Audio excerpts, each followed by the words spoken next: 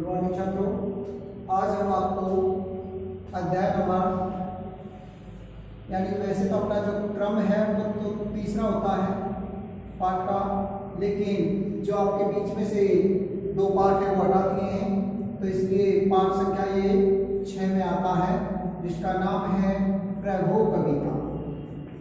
कविता का नाम है आपके का प्रभो, और इसके जो कवि हैं वो है आपके जयशंकर प्रसाद। जयशंकर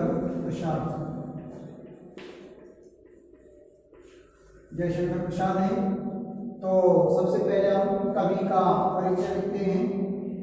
कवि परिचय।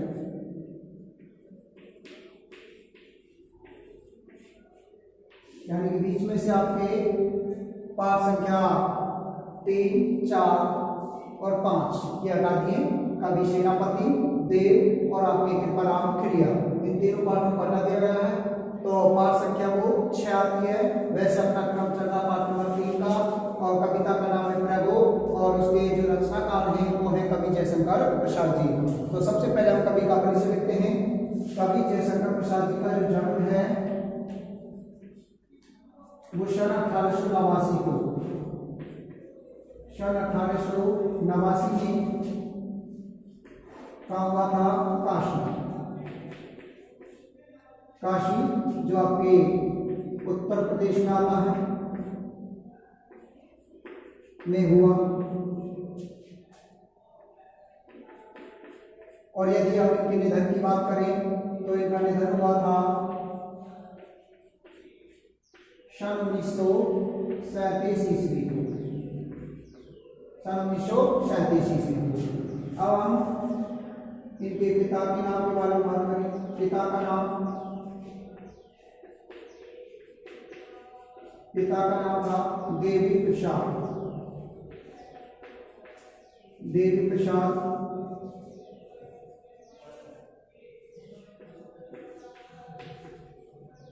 प्रसाद था, जो विद्यार्थी थे। लोग इन्हें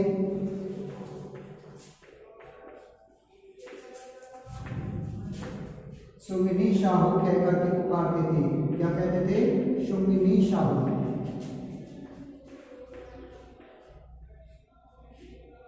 लोग इन्हें सुमिनी शाहू कहते थे।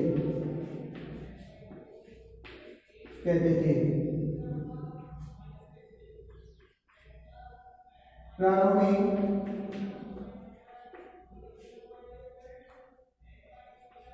इनकी शिक्षा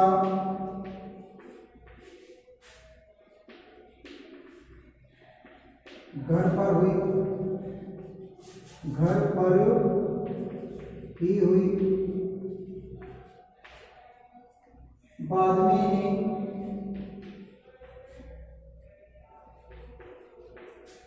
में इन्हें क्वींस कॉलेज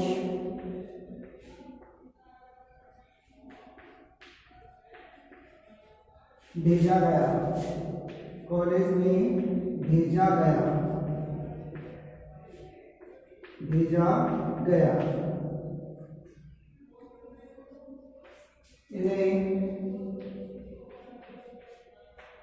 इन्होंने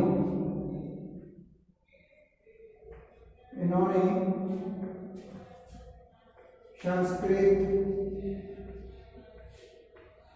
अंग्रेजी,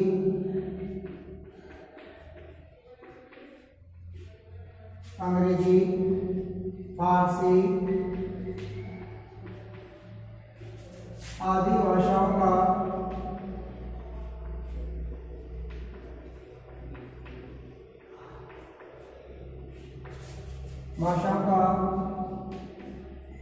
अध्ययन किया।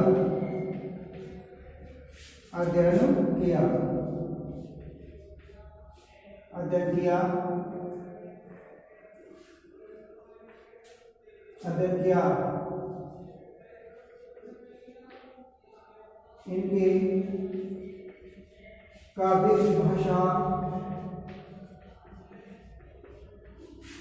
भाषा खड़ी बोली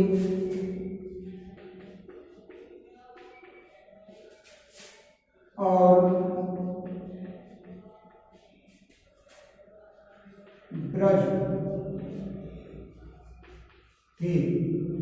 गजनी, ये छायावाद के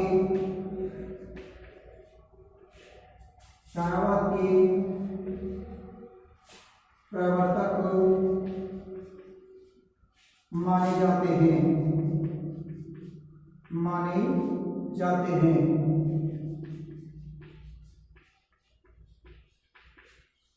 जाते हैं। आगे यहाँ तक सभी ने लिख दिया होगा। आगे बात करते हैं आप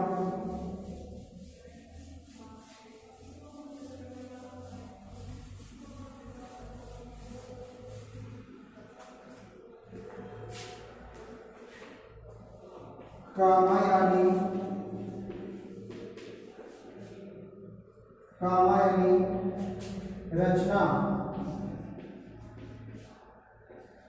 इनकी अन्यतम कृति है। अन्यतम का मतलब होता है सर्वश्रेष्ठ। अन्यतम कृति है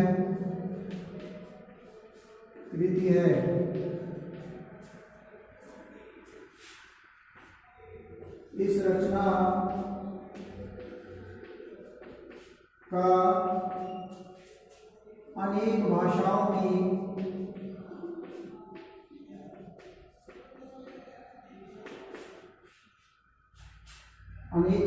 में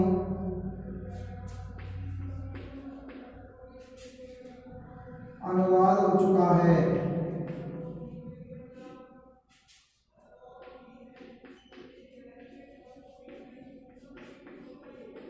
चुका है।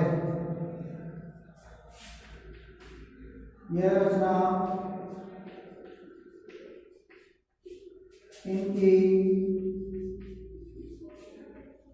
अक्षय कीर्ति का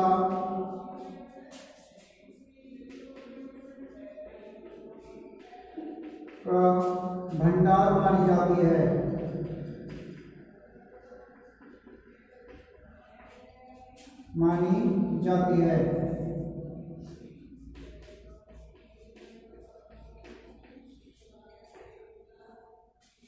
प्रसाद जी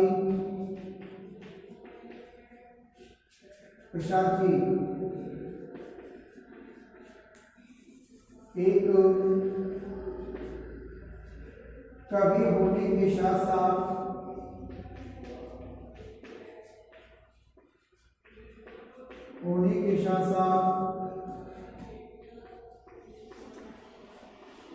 अच्छे नाटककार भी हैं।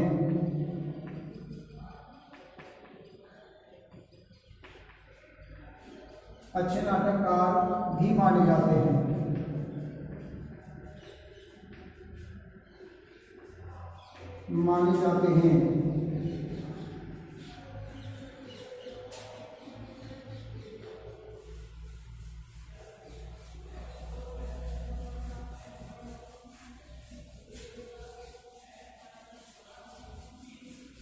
अच्छे नाटककार भी माने जाते हैं। इन्होंने हिंदू नामक मासिक पत्रिका का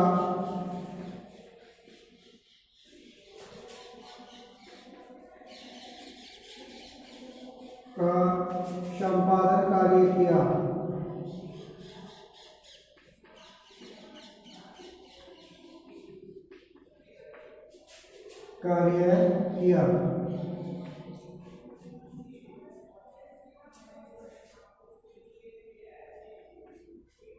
संपादन कार्य किया।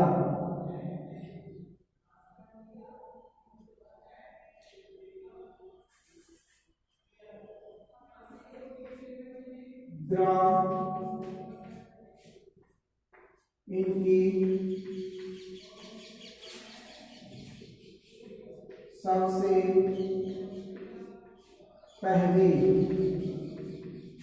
रचना है।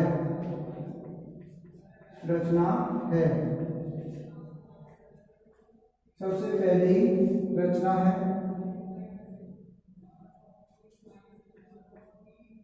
प्रमुख रचनाएं, प्रमुख रचनाएं।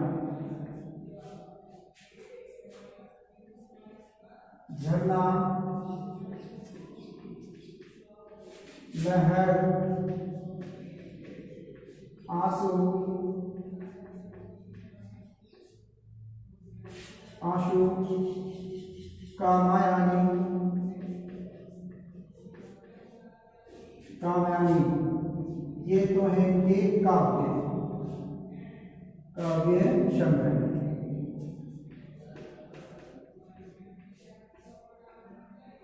इसके अलावा छाया, प्रतिध्वनि,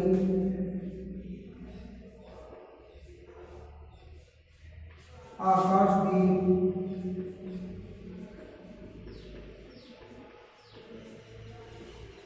इंद्रजाल, इंद्रजाल, पुरस्कार, ये है सब इनके कहानी संग्रह। 5 कहानी संग्रह कुल इन्होंने 69 कहानियां लिखी थी। इन्हीं 5 कहानी संग्रहों में इनकी समस्त कहानी समाहित है। इसके अलावा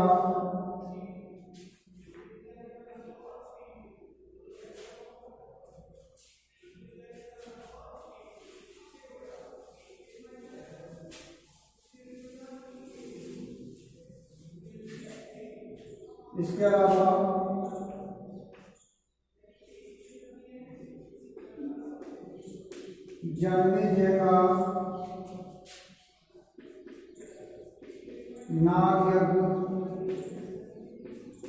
नागयज्ञ, स्कंदगुप्त,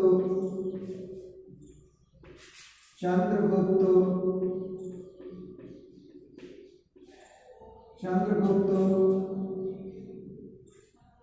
इसके अलावा चंद्रगुप्त हो गया। आदि इनकी क्या है? नाटक संग्रह, नाटक।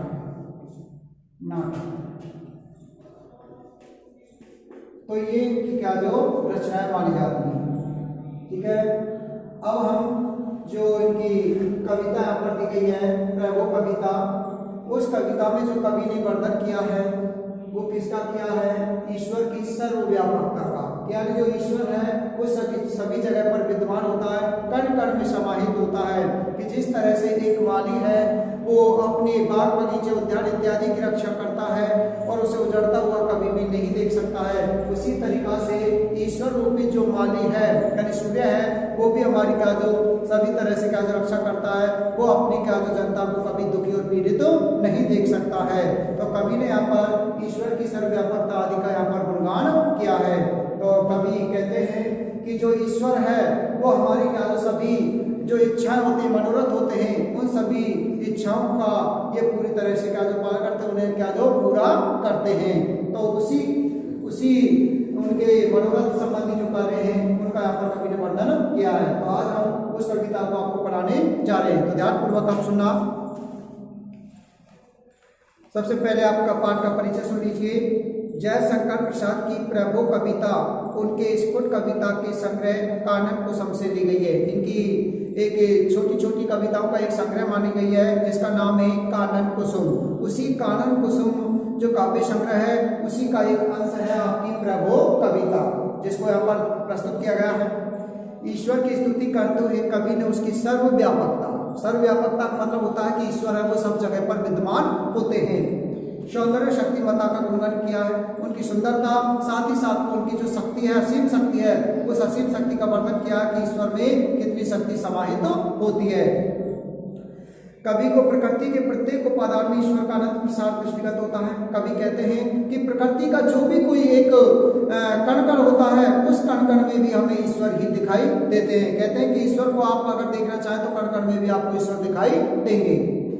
चंद्र किरणें ईश्वरीय प्रकाश को व्यक्त करती हैं। कवि कहते हैं कि चंद्रमा की जो किरणें हैं उन किरणों में भी ईश्वर ही हमको नजर आते हैं। सागर की उत्ताल तरंगें उसकी स्तुति करती हैं। और समुद्र में उठने वाली जो ऊंची ऊंची तरंगें होती हैं वो मानो ऐसा लगता है कि ईश्वर का यशोगान कर रही है, उसकी पूजा अर्चना कर रही है। चंद्रिका उसकी मुस्कान को तथा नदियों का कलकल निनाद उसके आह्लाद को व्यक्त करता है। कभी कहते हैं चंद्रमा की जो चांदनी है वो उस चांदनी में कभी ईश्वर की मुस्कान नजर आती है, और नदियों की कलकल जो ध्वनि होती है उसमें ऐसा लगता है कि मानो कि ईश्वर ही उस निनाद यानी आवाज को कर रहा। कहने का तात्पर्य है कि प्रकृति के सौंदर्य और प्रेम से युक्त भव्य रूप को प्रकाशित करने वाला ईश्वर ही है। कभी कहते हैं कि जितना भी हमको इस प्रकृति में सुंदरता दिखाई देती है, हरियाली दिखाई देती है, और जो प्रेम भाव इत्यादि हमको नजर आते हैं, उन सभी को प्रकाशित करने का जो कार्य है वो ऐसा लगता है कि मानो ईश्वर ही कर रहा हो। ईश्वर की कृपा होने पर ही मनुष्य के समस्त मनोरथ पूर्ण होते हैं। कभी कहते हैं कि यदि ईश्वर की कृपा हमारे ऊपर बनी रहती है तो समझ लो मनुष्य की जो मनोरथ या इच्छाएं होती हैं उन सबको पूरा करने का काम भी ईश्वर ही करता है। तो कविता जो हम ये पढ़ने जा रहे हैं खड़ी बोली में रची गई है। इसमें तत्सम संबंधी शब्दों का प्रयोग भी किया गया है, और कविता में लय, सरसता और मौलिकता आदि के गुण भी दिखाई देते हैं। तो अब आप ध्यानपूर्वक सुनेंगे वो कविता। सबसे पहले आप इसके कठिन शब्दार्थ लिखें, किताब और पेन अपने पास रखिए। कठिन शब्दार्थ लिखें। विमल, विमल का अर्थ होता है स्वच्छ, पाक, पवित्र, जिसको कह सकते हैं। इंदु माने चंद्रमा। अनादि, अनादि मान होता है जिसकी कोई आदि और अंत के बारे में पता नहीं होता है। अनंत, सीमा रहित, जिसकी कोई सीमा निश्चित न हो। जगत, जगत का अर्थ होता है संसार। प्रसार माने होता है विस्तार या बहाव कह सकते हैं हम। आगे बढ़ेंगे आप। स्मित माने होता है मुस्कान। निरखना का मतलब होता है देखना। चंद्रिका का मतलब होता है चांदनी। आगे बात करें, निनाद का मतलब होता है स्वर या गूंज या कलकल ध्वनि।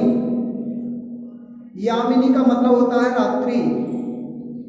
दीपमाला, दीपमाला का अर्थ होता है दीपकों की माला या दीपकों की कतार। तारका गण माने होता है तारों का समूह है। अनूठा का मतलब होता है निराला। प्रेम में, प्रेम में का मतलब होता है प्रेम रूपी। पद्मिनी माने होता है कमलिनी। अंशुमाली का अर्थ होता है सूर्य, इसमें बहुब्रीहि समास है। असीम माने होता है सीमा रहित। उपवन का मतलब होता है बगीचा। माली का मतलब होता है रक्षक। धरा का मतलब होता है पृथ्वी या धरती। दयानिधि माने होता है दया का सागर। मनोरथ माने होता है इच्छा, और आशा माने होता है उम्मीद। कितने मिनट? तो आज के लिए इतना ही काफी। कल हम आपको इस पाठ का जो अर्थ है वो कराएंगे। धन्यवाद।